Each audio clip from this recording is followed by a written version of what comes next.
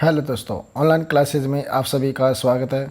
दोस्तों, आज के इस वीडियो में हम माइक्रोसॉफ्ट विंडोज़ के बारे में अध्ययन करेंगे और हमारी यूनिट नंबर 5 है विंडोज़ होता क्या है और विंडोज़ का आजकल सबसे ज़्यादा यूज क्यों किया जाता है और किस में किया जाता है और आज की दुनिया में और आज के युग में सबसे प्रचलित विंडोज़ कौन कौन सी है, इन सब के बारे में अध्ययन करेंगे।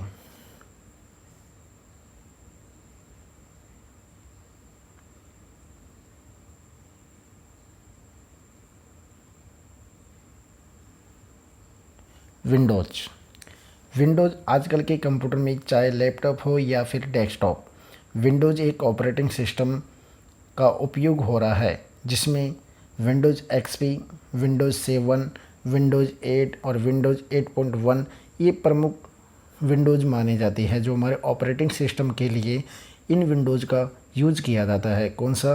विंडोज़ एक्सपी, विंडोज़ 7, विंडो 8 और विंडो 8.1 जी।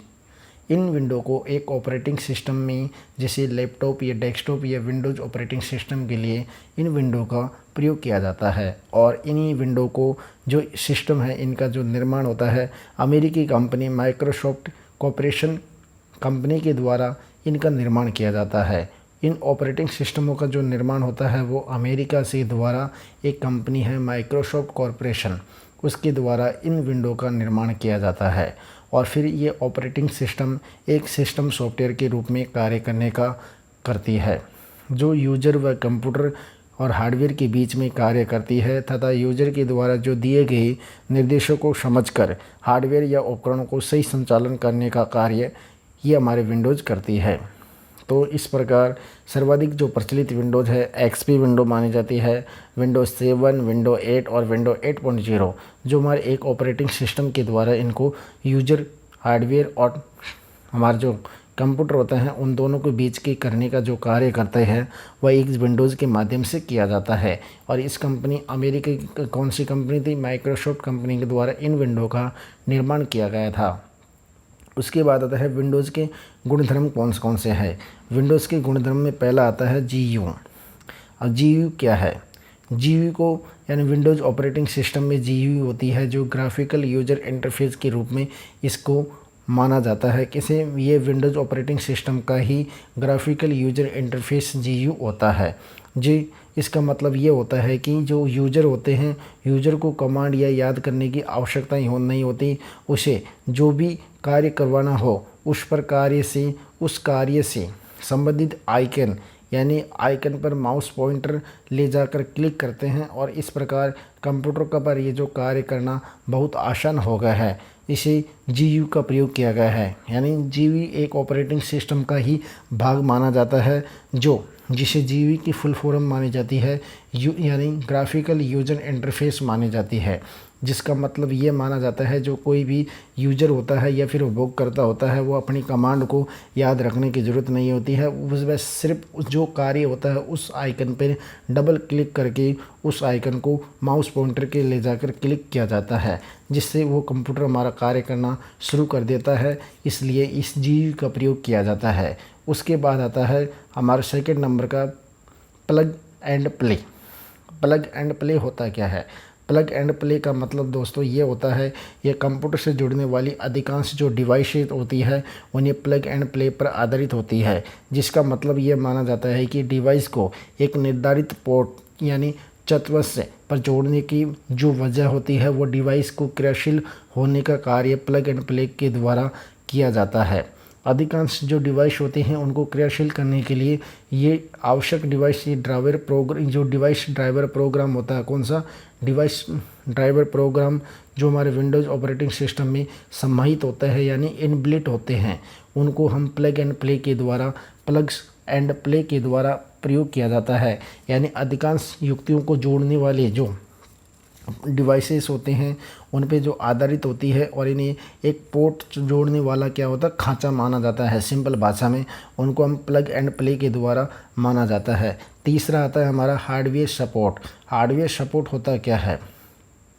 हार्डवेयर सपोर्ट आजकल यानी जो मार्केट में उपलब्ध अधिकांश डिवाइस जैसे प्रिंटर है, पेन ड्राइव है, स्कैनर है, डिजिटल है, कैमरे हैं और कार्ड रीडर इत्यादि विंडोज़ ऑपरेटिंग सिस्टम, ये हमारे विंडोज़ ऑपरेटिंग सिस्टम से सीधा सपोर्ट करने का कार्य करते हैं और अलग से ही कोई ड्राइवर प्रोग्राम डालने की इनमें आवश्यकता नहीं हो सकती है।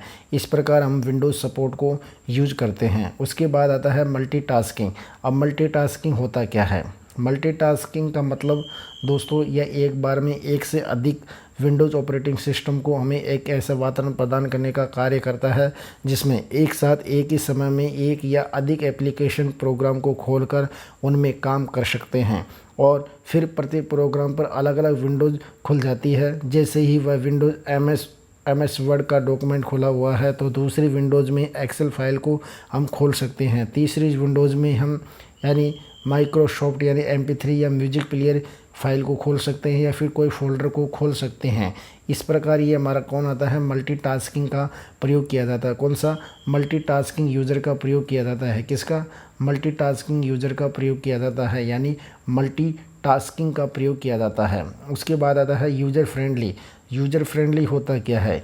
यूज़र फ्रेंडली दोस्तों वह होता है यानी जिसमें विंडोज़ ऑपरेटिंग सिस्टम को एक यूज़र फ्रेंडली होती है, अर्थात यानी जो प्रत्येक आइकन होते हैं उनमें टाइटल व पिक्चर को समझना होता है या उनको उपयोग में लेने के लिए यूज़र के लिए बहुत आसान हो जाता है, क्योंकि यह फ़ोल्डर बनाना, डिलीट करना या रीस्टोर करना या कॉपी या पेस्ट करना बहुत आसान माना जाता है। इसलिए हम यूज़र फ्रेंडली का प्रयोग किया जाता है। यूज़र फ्रेंडली का यानी जो हमारा ऑपरेटिंग सिस्टम में यूज़र फ्रेंडली के लिए काम में आता है, जो हमारे प्रत्येक आइकन को टाइटल के रूप में समझाने का कार्य करता है, यानी पिक्चर को समझाना, जैसे फ़ोल्डर बनाना, डिलीट बनाना, रीस्टोर करना या कॉपी पेस्ट करना, इसके लिए हम यूज़र फ्रेंडली को प्रयोग करते हैं।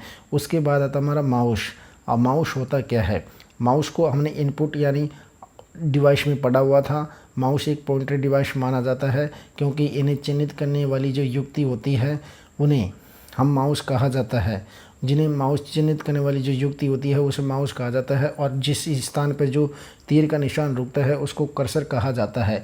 माउस का उपयोग यानी ग्राफिकल यूजर इंटरफेस में किया जाता है। किस में किया जाता है? ग्राफिकल यूजर इंटरफेस में, GUI में माउस का प्रयोग किया जाता है, क्योंकि वहाँ का जो वातावरण होता है उसे यानी उपयोग में लेने के लिए हम CLI यानी कमांडेड लाइन इंटरफेस का उपयोग नहीं ला सकते। इसकी जगह पे हम क्या, माउस की जगह पे हम कमांड लाइन इंटरफेस को उपयोग नहीं कर सकते हैं। क्या नहीं कर सकते? कमांड लाइन उपयोग को हम नहीं कर सकते हैं। उसके बाद आती है माउस की संरचना यानी structure of mouse. Structure of mouse होता क्या है? माउस की संरचना कैसी होती है और इसको कैसे बनाया जाता है और इसमें क्या क्या होते हैं, इन सब के बारे में देखेंगे। माउस की संरचना एक हथेलीनुमा आकार की होती है। कौन सी? माउस की संरचना होती है एक हथेलीनुमा आकार की होती है। हम उसको आगे चित्र में दिखाएंगे और इसके जो फर्स्ट भाग पर आते हैं 2 या 3 बटन को माना जाता है। माउस के जो अधिकांश आजकल के जो माउस आ रहे हैं उनको वायरलेस माउस से 3, जो वायरलेस या वायर्ड माउस होते हैं उनमें 3 बटन आ रहे हैं। 2 बटन लेफ़्ट और राइट होते हैं और बीच में एक स्क्रॉल का बटन होता है, यानी इसमें 3 बटन माने जाते हैं। माउस का कितना? 3 बटन माना जाता है और यह हथेलीनुमा आकार का होता है जिसमें लेफ़्ट राइट के 2 बटन होते हैं और बीच का एक स्क्रोलिंग यानी राउंडेड बटन माना जाता है।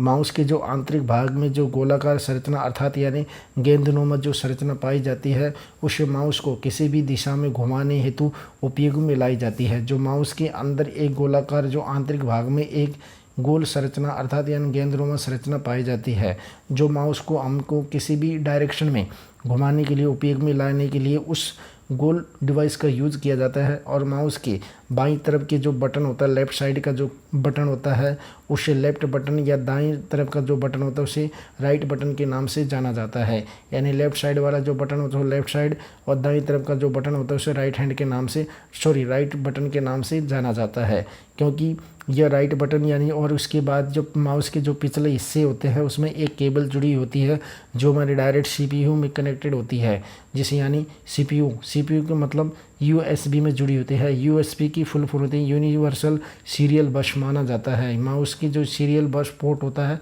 उसमें जुड़ा होता है, यानी USB में जुड़ा होता है। किसमें? USB में जुड़ा होता है, जो यानी यूनिवर्सल सीरियल बस में जो CPU की डोरी होती है वो एक सीरियल बस के रूप में जुड़ी हुई होती है। आप इस चित्र के माध्यम से माउस को देख सकते हैं। ये हमारा माउस होता है, ये लेफ़्ट क्लिक होता है, सॉरी लेफ़्ट बटन होता है, ये हमारा राइट बटन होता है। यहाँ पे हमारा एक स्क्रॉलर बटन होता है। क्या होता है? एक स्क्रॉलर बटन होता है। ये हमारी केबल होती है और ये लेफ़्ट बटन होता है, ये राइट होता है। ये स्क्रॉलर यानी सेंटर बटन होता है, जो स्क्रॉलर बटन होता है। कौन सा? स्क्रॉलर बटन माना जाता है। इस प्रकार ये हमारे माउस की संरचना होती है और माउस का उपयोग सबसे पहले आता है। माउस का उपयोग क्यों किया जाता है? माउस का उपयोग को हम एक समतल सतह या माउस पैड के माध्यम से इसका उपयोग किया जाता है। कैसे? माउस का उपयोग यानी हम इसको उपयोग एक समतल सतह अथवा माउस पैड पर रखने के बाद इसको अपनी आवश्यकता के अनुसार किसी भी दिशा में घुमाने के उपरांत या किसी भी गेंद के संबंधित दिशा में घुमाया जा सकता है, क्योंकि इसकी जो स्थिति होती है वो कंप्यूटर की स्क्रीन के तीरनुमा यानी माउस पॉइंटर को दर्शाने का कार्य करता है, यानी कर्सर को दर्शाने का कार्य करता है। किसको? कर्सर को दर्शाने का कार्य करता है। जब यह माउस के द्वारा जो टेक्स्ट होता है उनको सेलेक्ट किया जाता है और सर्वप्रथम माउस पॉइंटर से जो संबंधित जो टेक्स्ट होता है उसे लेकर तथा और माउस के जो बाएं बटन होते हैं उनको दबाते हुए वह टेक्स्ट सेलेक्ट हो जाता है और वह ड्रैग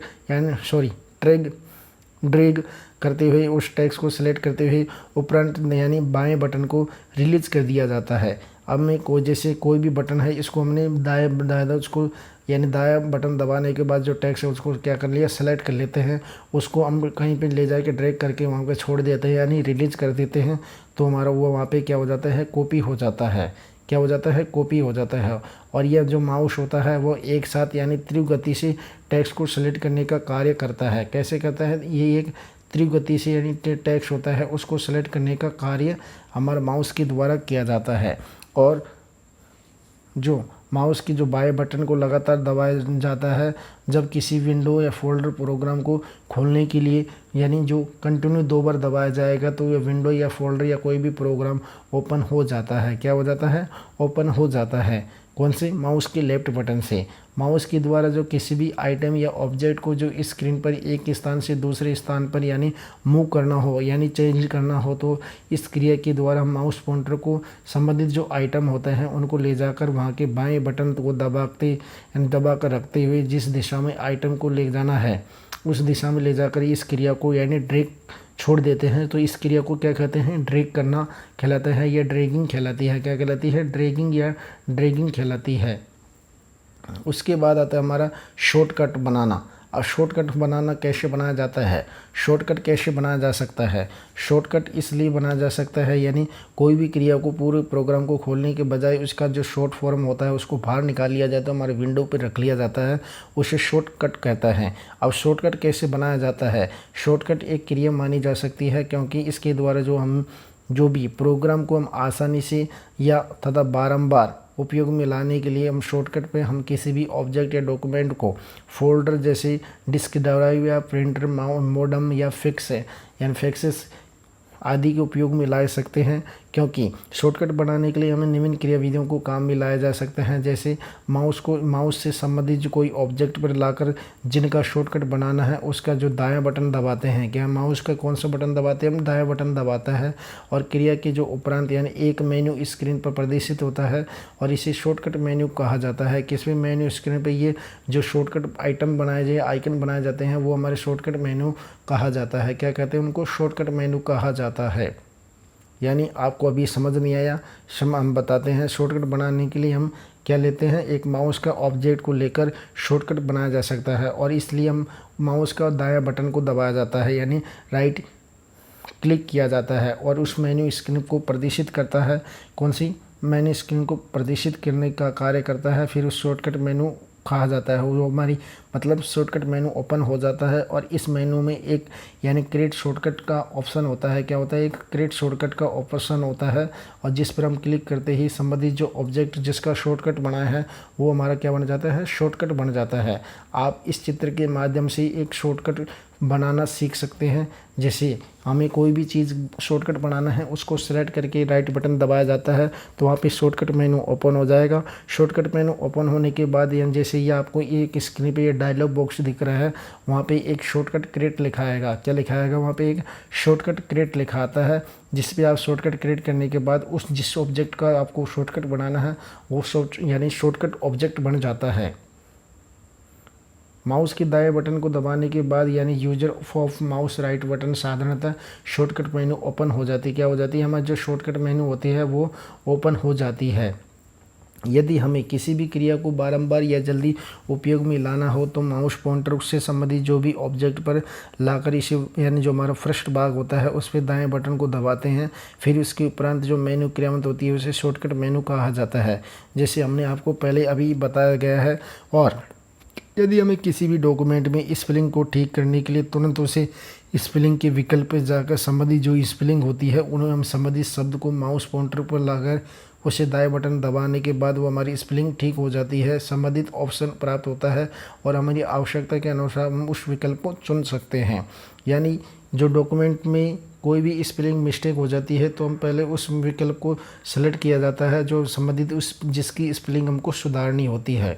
फिर हम उस शब्द को सेलेक्ट करके माउस पॉइंटर के हम राइट बटन को यानी राइट क्लिक को करने के बाद उस स्पेलिंग से संबंधित ऑप्शन खुलेगा। वहाँ पे राइट एप्लीकेशन यानी जो स्पेलिंग को जो सेलेक्ट करने के बाद उसका जो आवश्यकता है उसको सेलेक्ट करने के बाद क्लिक करेंगे तो ऑटोमेटिकली हमारी जो स्पेलिंग होती है जिस स्पेलिंग में जो मिस्टेक होती है वो हमारी क्या हो जाती है? सही हो जाती है। उसके बाद आता है माई कंप्यूटर फोल्डर। होता क्या है? माई कंप्यूटर एक आइकन फोल्डर होता है। इसमें हम यह ज्ञात कर सकते हैं कि हमारे कंप्यूटर में क्या क्या है, अर्थात यानी कंप्यूटर के जैसे हार्डवेयर सॉफ्टवेयर की जानकारी हम माई कंप्यूटर से प्राप्त करते हैं। कंप्यूटर के जो हार्डवेयर और सॉफ्टवेयर होते हैं उनकी जानकारी हम किससे करते हैं? हमारे माई कंप्यूटर के से कर सकते हैं। माई कंप्यूटर एक आइकन माना जाता है। इस माई कंप्यूटर में हम दो प्रकार के उपयोग में ला सकते हैं। एक तो स्टार मेन्यू के आधार पर यानी जो माई कंप्यूटर को प्रयोग ले सकते हैं, या फिर डेस्कटॉप के ऊपर स्क्रीन में एक माई कंप्यूटर आइकन दिखाई देता होगा, उसके माध्यम से हम जो माई कंप्यूटर में जैसे फोल्डर म्यूजिक होता है, पिक्चर होता है, वीडियो होता है, डाउनलोडिंग होता है और डॉक्यूमेंट होता है, इस प्रकार के 4-5 फोल्डर बने हुए होते हैं जो ऑलरेडी हमारे डिफ़ॉल्ट साइज़ के रूप में बने होते हैं। किसमें? डिफ़ॉल्ट साइज़ के रूप में बने होते हैं। अब इसको बनाने की जो क्रिया विधि होती है आप देखिए। जैसे सर्वप्रथम हम माई कंप्यूटर के जो विकल्प होता है उनको एक किसी भी विधि के उपयोग में लाने के लिए हम माउस की सहायता से विंडो में ओपन करेंगे। किसको? विंडो में जो माई कंप्यूटर होता है उसको हम विंडो स्टार्ट मेन्यू में ओपन करेंगे। उसके बाद हमारे जो ड्राइव आइकन या फोल्डर या फाइल होता है उनके जो अवयव होते हैं उनको सेलेक्ट करके माउस के बाएँ या दाएँ बटन का उपयोग करके लेकर जो जानकारी प्राप्त करनी है उनको ओपन करेंगे। उस प्रकार हमारी जो माई कंप्यूटर होता है इस प्रकार ओपन हो यानी जो डायलॉग बॉक्स होता है माई कंप्यूटर का वो खुल जाता है। किसका? हम सबसे पहले यानी जो स्टार्ट विंडो होती है ओपन विंडो उस पर क्लिक करेंगे, उस पर राइट बटन दबाएंगे। उस पर जब हमारा माई कंप्यूटर लिखा ऑप्शन आता है उस पर क्लिक करने के बाद वो हमारा माई कंप्यूटर जो डायलॉग बॉक्स होता है इस प्रकार खुल जाता है, जिसमें माई कंप्यूटर्स में जो संबंधित जो जानकारी होती है हार्डवेयर सॉफ्टवेयर के बारे में, फोल्डर या सूचनाओं के बारे में, डॉक्यूमेंट या पिक्चर के बारे में, या फिर म्यूजिक या वीडियो के बारे में, उन सब के बारे में हम कंप्यूटर में माई कंप्यूटर के माध्यम से देख सकते हैं। जैसे आप इस चित्र के माध्यम से इस शॉर्टकट माई कंप्यूटर जो ऑप्शन है वो देख सकते हैं। हमारे फोल्डर वगैरह, म्यूजिक वगैरह के, या हमारे डिस्क वगैरह, ऑपरेटिंग वगैरह सिस्टम वगैरह, या हमारे ऑप्टिकल फाइबर, इन सब के बारे में सूचना प्राप्त कर सकते हैं। जैसे ही हमारा जैसे फाइल है, एडिट है, व्यू है, टूल्स है, हेल्प है, इन सब के बारे में, और सर्च या फोल्डर या कैलेंडर के बारे में, इन सब के बारे में हम माई कंप्यूटर के माध्यम से देख सकते हैं। माई कंप्यूटर एक एक्सपी यानी जो हमारे एक्सपी विंडोज़ होती है उसमें एक नया फीचर है जिसकी सहायता से हम विंडोज़ की लेफ़्ट साइड का जो फोल्डर होता है उस पेन के द्वारा, जिसे टास्क पेन कहते हैं, क्या उनके द्वारा साइड कलेक्ट किया जाता है।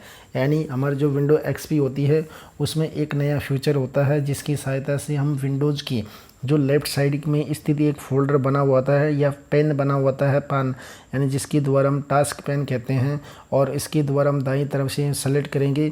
जैसे हमारी ये विंडो मानी जा सकती है, इसके यहाँ पे एक वो है हमारा क्या बना, विंडो एक्सपी का एक नया फीचर बना होता है जो इस पर हम लेफ़्ट क्लिक कर देंगे। यहाँ पे लेफ़्ट क्लिक करने के बाद उसका एक टास्क पेन खुल जाएगा। जैसे यहाँ पे एक टास्क पेन होता है, जैसे यहाँ पे कुछ सॉफ्टवेयर लिखे होते हैं वो हमारा टास्क पेन खुल जाता है। फिर हम उसको टास्क पैन खोलने के बाद हम उस पर राइट क्लिक, उसको खोलने के लिए हम राइट क्लिक करते हैं, जिससे हमारा आसानी से हमारी कॉन्टेक्ट सेंसिटिविटी ओपन हो जाती है। क्या हो जाती है? कॉन्टेक्ट सेंसिटिविटी ओपन हो जाती है, अर्थात यानी जिस अवयव को चुना गया है उससे संबंधित जो हम विंडो एक्सपी टास्क पैन में अवेलेबल हो जाती है या फिर उपलब्ध हो जाती है। आप इस चित्र के माध्यम से विंडोज़ यानी माई डॉक्यूमेंट वाले जो डायलॉग बॉक्स है वो देख सकते हैं, जिससे आप समझ भी सकते हैं कि डायलॉग बॉक्स होता क्या है और विंडोज़ होती क्या है। विंडोज़ को ओपन करने के जो स्टार्ट मेन्यू होता है, जैसे ये हमारा my computer, my files, my music, my songs, ये सब होती है। शोपन वीडियो, ये विंडोज़ एक्सपर्ट, ये हमारे फाइल्स वगैरह होती है। ये सर्च वगैरह इस प्रकार हम माई कंप्यूटर को देख सकते हैं। उसके बाद आता है रिसाइकिल बिन, टास्क पेन को देख सकते हैं। ये टास्क पेन यानी जो डायलॉग बॉक्स होता है, क्या होता है? ये डायलॉग बॉक्स टास्क पेन माना जाता है। क्या माना जाता है? डायलॉग बॉक्स टास्क पेन माना जाता है। उसके बाद आता है रिसाइकिल बिन। होता क्या है रिसाइकिल बिन? रिसाइकिल बिन का मतलब यानी इसमें बिना कंप्यूटर के वह स्थान माना जा सकता है जहाँ पर कोई भी उपयोग नहीं आने वाली फाइलों को रखी जा सकती है। यानी जो उपयोग में नहीं आने वाली जो फाइल होती है उनको इसमें रिसाइकिल बिन में रखा जाता है। यानी कंप्यूटर का वह स्थान माना जाता है जहाँ पे उपयोग में नहीं आने वाली जो फाइल होती है उनको रखने जाने के लिए इस रिसाइकिल बिन का प्रयोग किया जाता है। डेस्कटॉप पर एक टोकरी नुमा रिसाइकिल बिन बना होता है, यानी ऐसा टोकरी के नुमा एक रिसाइकिल का बिन की स्ट्रक्चर वाला आइकन बना होता है, कहाँ पे? डेस्कटॉप के बिना बना हुआ होता है। जो हम गलती से कोई भी उपयोग में आने वाली जो फाइल होती है वो डिलीट कर देते हैं, फिर हम उसे रिसाइकिल बिन से उस फाइल को वापस से हम रिकवरी यानी प्राप्त कर लेते हैं। इस फाइल को किसी फाइल को रिसाइकिल में बिना वापस प्राप्त किए रीस्टोर भी हो जाती है, यानी जो बिना रिसाइकिल के बिना भी वापस प्राप्त करने के लिए उस क्रिया को क्या कहते हैं? रीस्टोर कहते हैं। किसी फाइल को रिसाइकिल के बिना वापस प्राप्त करने की जो क्रिया होती है उसको रीस्टोर क्रिया कहलाती है। यानी जो कोई भी फाइल है उसको रिसाइकिल के बिना से वापस प्राप्त करने की जो क्रिया होती है उसको क्या कहते हैं? रीस्टोर क्रिया कहलाती है। क्या कहलाती है? रीस्टोर क्रिया कहलाती है। लेकिन हम रिसाइकिल के म्यूजिक साइकिल बिन से हम फाइल से हटा देते हैं और फाइल को वापस प्राप्त नहीं कर सकते, क्योंकि ओनली हमने विंडोज से या फाइल से हमारा जो कंप्यूटर वहाँ से फाइल को डिलीट करने के बाद वो रिसाइकिल बिन में चल जाती है, और रिसाइकिल बिन से हमने उस फाइल को वापस डिलीट कर दिया तो हम उस फाइल को वापस प्राप्त नहीं कर सकते। ओनली रिसाइकिल जो नॉर्मली डिलीट करते हैं वो रिसाइकिल बिन में यानी रिसाइकिल जो बिन होते हैं उस फोल्डर में जाने के बाद हम उस फाइल को वापस रिकवरी भी या फिर रिस्टोर भी कर सकते हैं। रिसाइकिल बिन के समय जो साथ डिलीट की गई जो फाइल को हटाती रहती है, और ये समय के साथ अपनी जो क्रैच फाइल होती है उनको हटाने का कार्य कौन सी करती है? रिसाइकिल बिन करती है। उसके एक टाइमिंग के अकॉर्डिंग करने का कार्य करती है। उसके बाद यानी जो हमारी जो फाइल होती है उनको प्राप्त करने को यानी उसे रीस्टोरिंग फाइलिंग कहा जाता है। क्या कहते हैं उसको? रीस्टोरिंग फाइलिंग कहते हैं। जो रीस्टोरिंग फाइलिंग होती क्या है? रीस्टोरिंग फाइलिंग का मतलब ये होता है जो रिसाइकिल के बिन में के आइकन पर जो डबल क्लिक करके उसको हम ओपन कर लेंगे, फिर जो हमारे फाइल या फोल्डर या सेलेक्ट जो विंडोज़ में बाएं भाग को क्लिक करके उस रीस्टोर विकल्प पर क्लिक करके हम शॉर्टकट मेन्यू की सहायता से हम फाइल को वापस प्राप्त कर सकते हैं। यानी आपके समझ नहीं आया क्या? समझ ये है कि रिसाइकिल बिन को आइकन जो ओपन है उसको डबल क्लिक करने के बाद उसको ओपन करेंगे, जो हमारी फाइल फोल्डर होती है उनको सेलेक्ट करने के, फिर उसके जो लेफ़्ट क्लिक करके एक रीस्टोर का ऑप्शन आएगा उसको हम सेलेक्ट करेंगे, फिर शॉर्टकट मेन्यू की सहायता से हम उस फाइल को वापस रीस्टोर फाइल में प्राप्त कर सकते हैं। क्या कर सकते हैं? उनको प्राप्त कर सकते हैं। आप इस चित्र के माध्यम से रिसाइकिल बिन फोल्डर देख सकते हैं। कौन सा? रिसाइकिल बिन का फोल्डर देख सकते हैं। जैसे ये कोई भी फाइल है हमारी जो डिलीट हो गई है उनको इन पे लेफ़्ट क्लिक करके एक रीस्टोर ऑप्शन होगा। कौन सा? रीस्टोर ऑप्शन खुलेगा। उस पर क्लिक करने के बाद वहाँ पे हमारी जहाँ जो लोकेशन होती है फाइल की शॉर्टकट मेनू में जहाँ से डिलीट हुई थी वहाँ पे वापस वही जगह पर जाकर ये सेव हो जाती है। क्या हो जाती है? सेव हो जाती है। रिसाइकिल बिन को खाली करना एक एम्प्टी साइकिल बिन कहा जाता है। जो रिसाइकिल बिन होता है उनको खाली करने के लिए हम निम्न उपयोग में ले सकते हैं। जैसे डेस्कटॉप पर यानी स्थित जो रिसाइकिल बिन पर डबल क्लिक करके इसे खोलना होता है, फिर दूसरे नंबर पे यानी जो शॉर्टकट मेनू या फिर विंडो में पाए जाने वाले पैनल में जो स्थित एम्प्टी रिसाइकिल बिन विकल्प को चुनेंगे। कौन सा एम्प्टी रिसाइकिल बिन को सेलेक्ट करेंगे, फिर उसको सेलेक्ट करने के बाद उस पर क्लिक करने के बाद उसके हमें एक डायलॉग बॉक्स स्क्रीन पर दिखाई देगा जो खाली करने के लिए हमारी सहमति चाहेगा, जिसमें हम सहमति में यस और नो विकल्प के माध्यम को सेलेक्ट करेंगे। उसको डिलीट करना चाहते हैं तो आप यस का विकल्प चुनेंगे, उसको डिलीट नहीं करना चाहते हैं तो आप नो का विकल्प सेलेक्ट करेंगे। आप इस चित्र के माध्यम से या डायलॉग बॉक्स के माध्यम से उस रिसाइकल बिन की जो फाइलें होती हैं उनको डिलीट करने और खोलना सीख सकते हैं, क्योंकि ये फाइल है उसको सिलेक्ट करने के बाद हम डिलीट पे ऑप्शन करेंगे, वहाँ पे कन्फर्मेशन के लिए एक यस और नो का आंसर पूछा जाएगा। कौन सा? यस और नो का आंसर पूछा जाएगा। किसके लिए? कन्फर्मेशन के लिए आंसर पूछा जाएगा। उसके बाद टास्क बार होता क्या है? टास्क बार यानी अर्थात जो लाइनिंग की जो स्क्रीन होती है उसकी निचली वाली जो लाइन होती है, जैसे ये हमारी स्क्रीन है, इसकी जो नीचे वाली जो लाइन होती है उसको टास्क बार लाइन कहते हैं। क्या? जहाँ पे शॉर्टकट मेनू बार कुछ चीज़ लिखी और मेनू यानी जो हमारे सॉफ्टवेयर होते हैं वो आइकन के रूप में दिखाई देने लग जाते हैं। किसके रूप में? आइकन के रूप में दिखाई देने लग जाते हैं। उनको हम टास्क बार भी कहते हैं। क्या कहते हैं? उनको हम टास्क बार कहते हैं। जब टास्क बार में स्टार्ट बटन पाया जाता है तो टास्क बार की सहायता से हम तत्काल उपयोग में लाने के लिए वाले जो प्रोग्राम होते हैं वो जानकारी प्राप्त कर सकते हैं। अर्थात यानी जिनको हम ज़्यादातर उपयोग लेते हैं तो हम टास्क बार फोल्डर पर या फाइल पर उन प्रोग्राम को रख दिया जाता है, जिससे हम कभी भी इमरजेंसी में उन टास्क फाइल से उन कंप्यूटर में होने वाले जो प्रोग्राम या आइकन फाइलें होती हैं उनको हम यूज ले सकते हैं। टास्क बार में एक से अधिक प्रोग्राम उपलब्ध यानी एक से अधिक प्रोग्राम उपलब्ध होने यानी विंडोज़ मल्टीटास्किंग का गुण कहलाता है। जो टास्क बार में सबसे बड़ा महत्वपूर्ण यह माना जाता है कि जो प्रोग्राम होता है उसमें यानी उपलब्ध होने वाला जो विंडोज़ मल्टीटास्किंग के जो गुण होते हैं वो सर्वाधिक अच्छा माना जाता है। उसके बाद आता है स्टार्ट मेनू या मेनू सिलेक्शन। क्या होता है? यानी मेनू सिलेक्शन या स्टार्ट मेनू होता क्या है?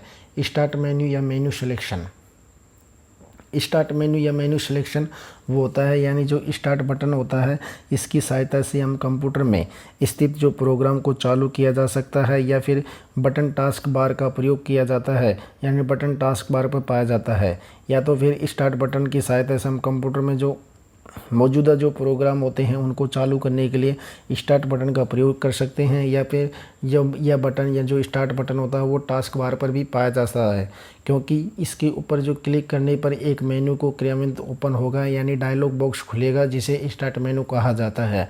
फिर उस स्टार्ट मेनू में से हम कोई भी प्रोग्राम को चलाना है, उस प्रोग्राम के नाम को विकल्प को हम सेलेक्ट करेंगे, फिर उस पर डबल क्लिक करने पर उस प्रोग्राम से संबंधित जो हमारा ओपन होगा, ओपन होकर वो क्या हो जाती है? स्टार्ट हो जाती है। उसमें फिर हम कुछ अन्य विकल्प को सेलेक्ट करने के बाद उसे फाइंड रन या शॉट डाउन उस प्रोग्राम को हम सेलेक्ट करने के बाद चलाने के बाद उसको हटाना चाहते हैं या कंप्यूटर को बंद करना चाहते हैं तो आप यानी फाइंड रन भी कर सकते हैं या शट डाउन भी करते हैं, शट डाउन भी कर सकते हैं। शट डाउन करने के जो नाम होते हैं वो अनुरूप इनका उपयोग भी कर सकते हैं। आप नीचे इस फोल्डर में देख सकते हैं कि जो हमारे स्टार्ट मेनू कैसे खुलता है। स्टार्ट बार जिसमें इंटरनेट है, जैसे ये हमारा स्टार्ट बार होता है। कौन सा? स्टार्ट बार, जिसमें सबसे पहले हमारे जो प्रोग्राम होते हैं ओपन हो जाते हैं, जैसे email menu, window media, window movie player, tour XP, file and setting, transfer, notepad, my computer, recent, my picture, my music, my computer, control panel, picture printer, fracture, help, shortcut व support. इस प्रकार ये searching हो सकती है। ये हमारा all programme का ऑप्शन माना जाता है। कौन सा?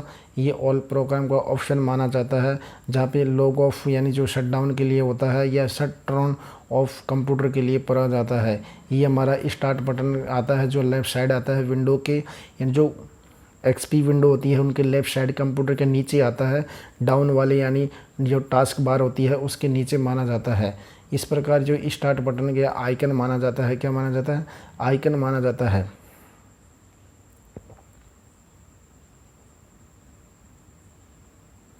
उसके बाद हम विंडोज़ एक्सपी को कस्टमाइज़ कैसे करते हैं, इन सब के बारे में अगले वीडियो में अध्ययन करेंगे। कौन से वीडियो में? अगले वीडियो में हम अध्ययन करेंगे।